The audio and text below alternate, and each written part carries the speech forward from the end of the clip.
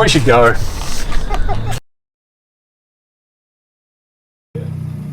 You see Skyline, Bo? Skyline? Who's that? Who is it? Who is it? Skyline.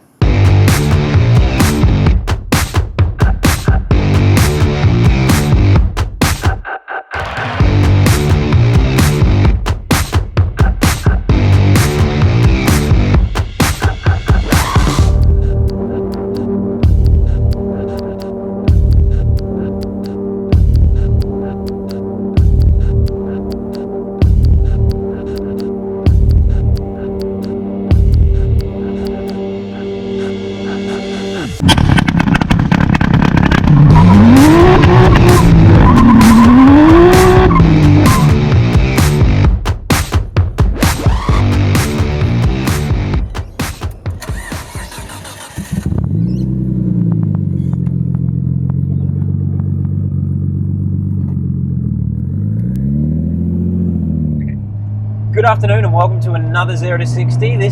I'm excited about this one. What are we in, Dave? Tell them. A 1993 R33 GTST Nissan Skyline. It is. The reason I'm excited, this one is far from stock. It's owned by a good friend of ours, Andrew. He's had the car since 2010. Fortunately, like most Skylines, it owes him about $1 million because he's changed everything.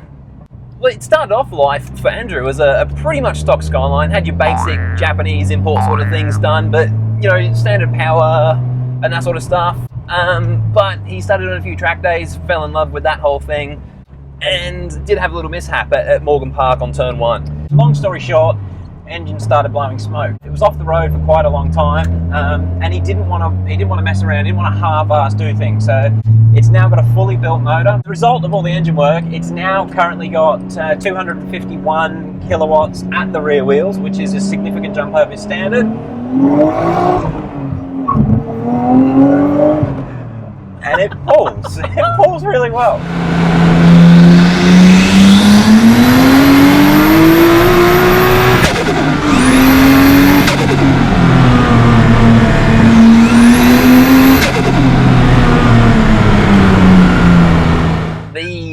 Brakes. So this one's currently sitting on Willwood, I think 6-pot front, 4-pot rear calipers. They definitely look the business, and they definitely work. Yeah, they work.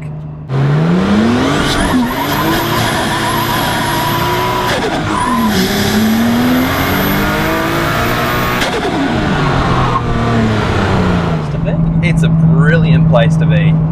I think that's what makes the difference. And most guys go, I want at least 400 horsepower. Pump the boost into her, let's see if it'll hold. Yeah. Andrew's done it the opposite way. 400 horsepower is the number, and he's worked back everything to make sure it gets that number with a lot of torque rather than peaking at it when at a power that you can't use on the road, and reliability. You gonna give it to him? Wow, it just bites. And then there are the brakes. Oh, effortless stopping. Man, I want to drive this on a track. Yeah, it's definitely got that feel about it. Around the track, it's going to be viciously quick. Now, what we do, which is not relevant to most of the cars that we test, but what do you think it's going to do 0 to 100? Look, I reckon it's going to be. I know it doesn't sound possible, but I reckon it's going to be up there with that mental 32 GTR. Yeah, what do you reckon it's going to do? I think it's going to be mid-5s. I honestly think this is the most amount of traction I've felt in a car apart from the Hurricane. Really? It feels like it's going to hook up and go. It sticks. I love it. If you guys, go on, have a guess. What do you reckon it's going to do? Just before you watch the next bit. Yeah, comment below. So we've got 400 horsepower Skyline, full suspension setup, and launch control with a Haltech Platinum Pro. I guess now we'll go find out. Yeah, is anyone way to find out? Let's do it.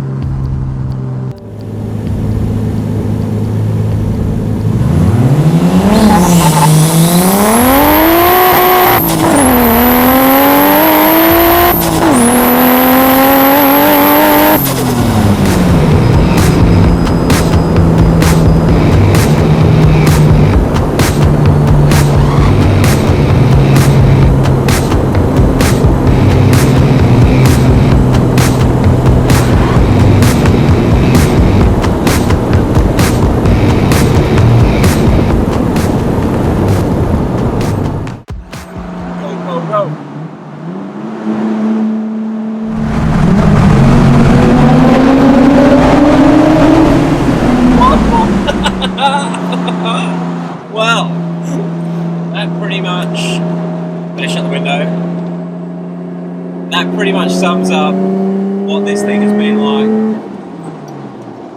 We've done the time runs. It wasn't as fast as it should be. I think the best we got was a 6.6. And I think you're going to agree with this. The thing that's won me over at this car is just the experience, the noise, the way it feels and handles. It is so involving. I can't remember a car this involving that I've driven in probably since a dedicated track car. Everything is just, you don't feel like you're driving the car. It's as dicky as it sounds, you feel at one part of the car. Yeah, I knew you were gonna say 100%. Every section of this vehicle, you can tell what you're doing through the pedals, the seat, the steering wheel. Yeah, he's done a very good job, Andrew. I'll give him that. Yeah, just to recap what he's done to it, and I think it's the suspension setup that makes this car. Replace the control arms. It's got rose jointed ball joints. Yeah. Well, it's got rose joints instead of ball joints. Yeah, not many people go to that level for a 50/50 track road car. He's got the MCAS suspension, which has been specifically tuned for what Andrew wants to do with this car. And he's got the Willwood brakes. To me, that is what makes this feel as good as it does. That plus the power. It's not at the point where the power is undrivable or it's only good for drag runs, but it's still got so much power to to stay alive, and you paying attention.